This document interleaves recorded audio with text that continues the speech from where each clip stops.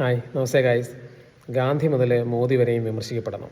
അങ്ങനെ ആരും വിമർശനങ്ങൾക്ക് അതീതരൊന്നുമല്ല. ചില നല്ല വിമർശനങ്ങളിലൂടെയാണ് പുതിയ പുതിയ ആശയങ്ങൾ പോലും ഉരുത്തിരിഞ്ഞു വരിക. അതുകൊണ്ട് തന്നെ ആരും വിമർശനങ്ങൾക്ക് അതീതരൊന്നുമല്ല. നല്ല വിമർശനങ്ങൾ നാടിൻ്റെ വളർച്ചയ്ക്ക് ആവശ്യമാണ് താനും. ഞാൻ പറഞ്ഞു വരുന്നത്, കഴിഞ്ഞ ദിവസം പ്രധാനമന്ത്രി നരേന്ദ്രമോദിയെയും അദ്ദേഹത്തിൻ്റെ കുടുംബത്തെയും അപമാനിച്ച ബിഗ് ബോസ് താരം ജാൻമണിയെക്കുറിച്ചാണ് കേട്ടോ. അവരിപ്പോൾ രാജ്യത്തിൻ്റെ വിവിധ ഭാഗങ്ങളിൽ നിന്ന് അവർക്കെതിരെ പരാതിയും സോഷ്യൽ മീഡിയ അറ്റാക്കും ഒക്കെയാണ് നടക്കുന്നത്. അവർ അറിയാണ്ട് പറഞ്ഞതെന്നാണ് അവർ പറയുന്നത്. ആക്ച്വലി അവരങ്ങനെ അറിയാണ്ട് പറഞ്ഞതൊന്നുമല്ല. ഞാൻ എൻ്റെ മുന്നത്തെ ഒരു വീഡിയോയിൽ പറഞ്ഞില്ലേ, ഈ CJP പ്രൊട്ടസ്റ്റിനോട് പെട്ടെന്ന് കുറേ സ്നേഹം തോന്നി കുറേ ആളുകൾ ഇവിടെ നിന്ന് സമരത്തിലെ വിദ്യാർത്ഥികളെ സപ്പോർട്ട് ചെയ്ത് പോയത് ആത്മാർത്ഥമായിട്ടൊന്നുമല്ല, അവരുടെ മങ്ങിക്കൊണ്ടിരിക്കുന്ന പ്രഭ നിലനിർത്താൻ വേണ്ടിയിട്ടാണ്. അതേ ഉദ്ദേശത്തോടു കൂടി തന്നെയാണ് ജാൻമണിയും പറഞ്ഞിരിക്കുന്നത്.